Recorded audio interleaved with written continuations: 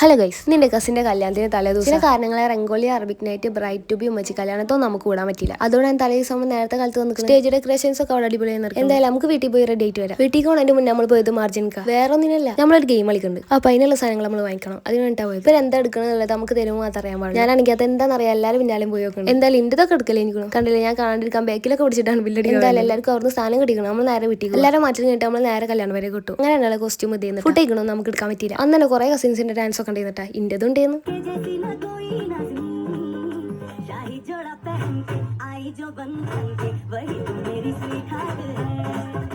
ഇനി ചിലപ്പോൾ പാട്ട് എടുത്താൽ നമുക്ക് കോപ്പിറൈറ്റിന്റെ ഇഷ്യൂ വരും. അതുകൊണ്ട് നമ്മളൊന്നും കാണിക്കില്ല. വീട്ടിൽ വെച്ച് കല്യാണം 12 മണി ആയിട്ട് ഒരൊറ്റൊന്നും പോയിട്ട് എങ്ങനെ പോകാനാണ്? അടിക്കടി ഡാൻസ് ചെയ്യുന്നത്, എല്ലാവരും അത് കണ്ടിരിക്കുന്നു. അവിടെ നിന്ന് 3:30 വരെ തന്നെയായിരുന്നു പരിപാടി. പാട്ട് ഡാൻസ് ഒക്കെ ഉണ്ടായിരുന്നിട്ട് ആരും പോയിട്ടുണ്ടായിരുന്നു. അതിനിടയിൽ നമ്മളൊന്നും മുങ്ങിയിട്ടാ ചായ കുടിക്കാൻ വേണ്ടി പോയതാട്ടോ. പക്ഷെ ചായ ഇട്ടില്ല. അപ്പോൾ ബൂസ്റ്റ് കുളിക്ക് ഷേക്ക് അതിലൊക്കെ നിർത്തി. അതിനിടയിൽ ഉള്ള ചെരുപ്പിനെ കുറിച്ചുള്ള പരാതി അതൊക്കെ കൊണ്ടുപോയിട്ട് നമ്മൾ ബൂസ്റ്റ് കുളിക്ക് കഴിച്ചു. ഇത് മാത്രമല്ല അവൽ മിൽക്കും ഉപ്പ് സോഡൊക്കെ നമ്മൾ കഴിച്ചു. ഇതിനിടക്ക് അസിക്ക് ഒരു പോയി അവളെ കല്യാണത്തിന് എൻട്രി ഒന്ന് റീക്രിയേറ്റ് ചെയ്യണം. എന്നാ പിന്നെ അതാവട്ടെ വിചാരിച്ചു.